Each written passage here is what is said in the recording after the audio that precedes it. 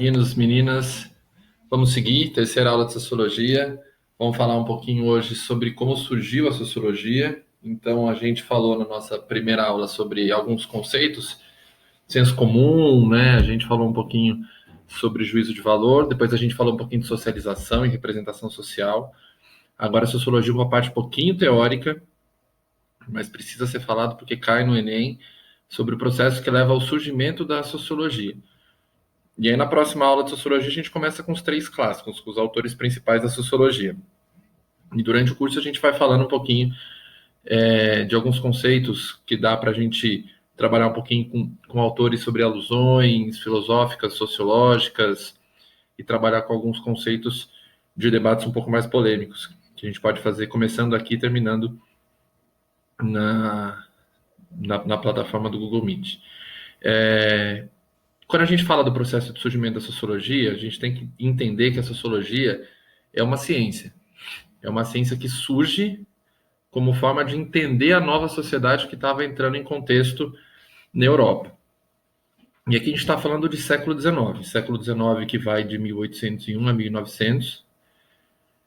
E a gente está falando da ascensão da classe burguesa. Então, a idade contemporânea, se a gente pegar o contexto da história, é a idade que traz a ascensão da burguesia e do capitalismo.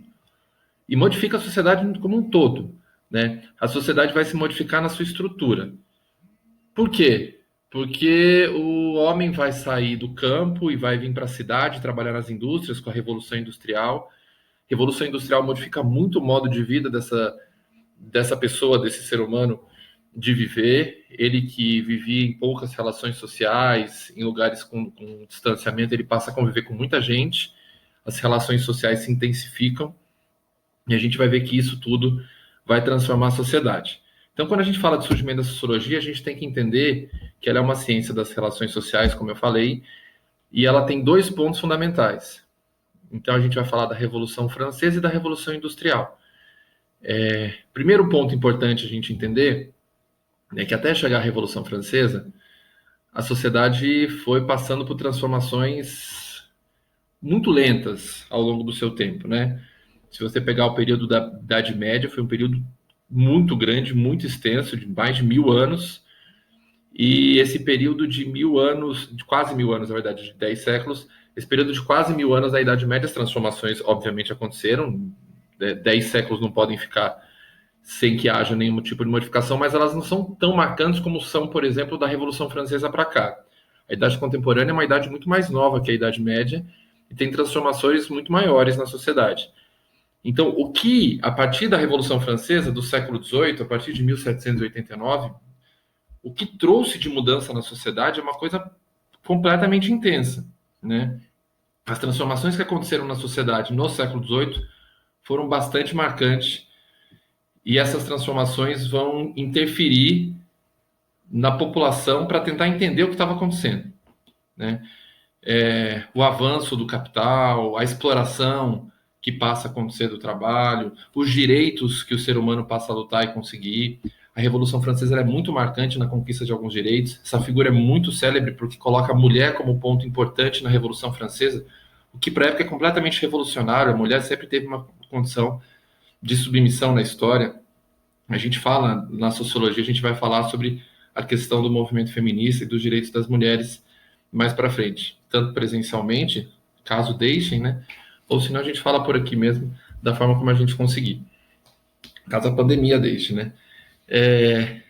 E aí a Revolução Francesa, então, vai transformar, vai fazer a ascensão da classe burguesa, a burguesia chega ao poder como classe dominante nesse momento, e a sociedade se transforma.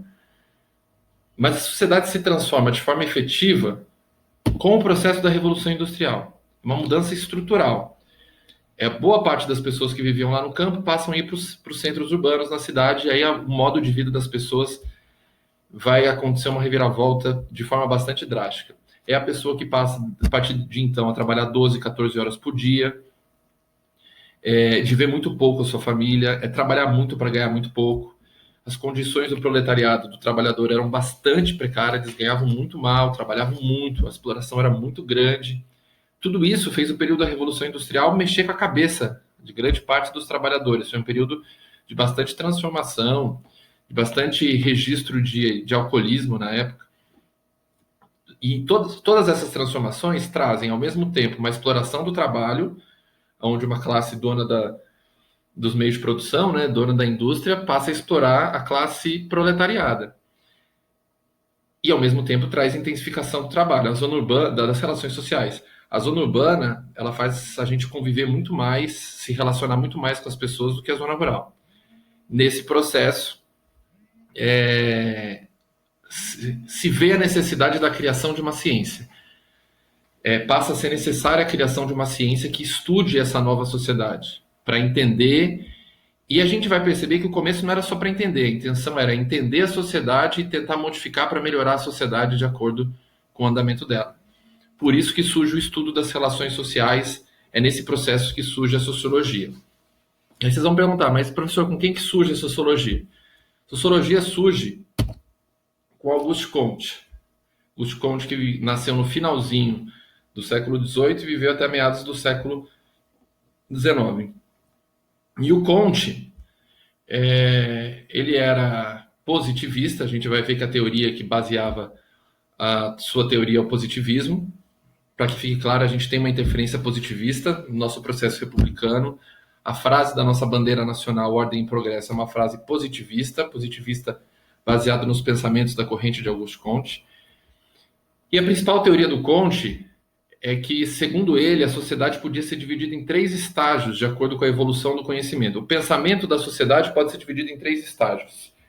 Ele vai falar que os primórdios da sociedade, os primeiros pensamentos da sociedade, a sociedade se baseou em pensamentos teológicos. O que significa?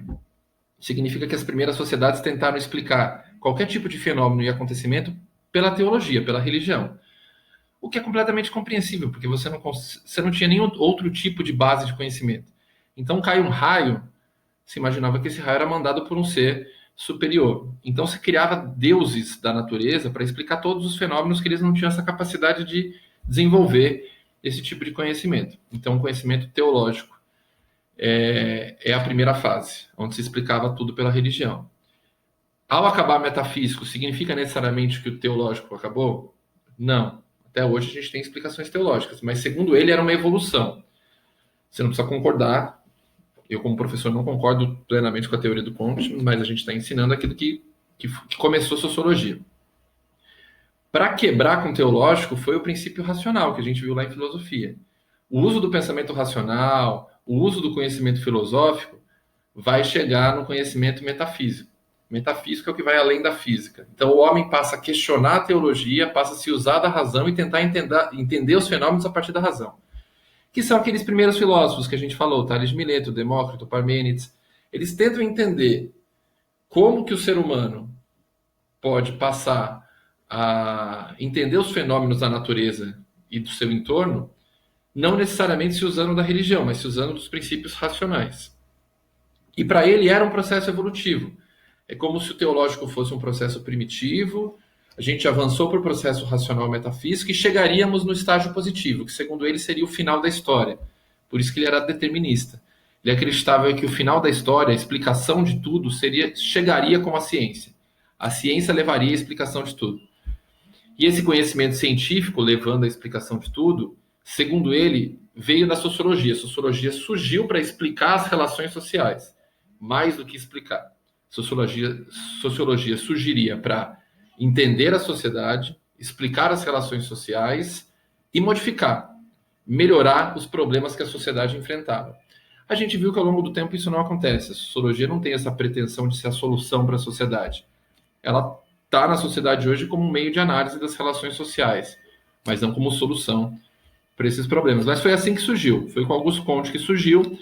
Ele vai influenciar o primeiro clássico da sociologia que a gente vê na próxima aula, o Émile Durkheim. É isso, meninos e meninas. Até a próxima aula de sociologia. Um abraço.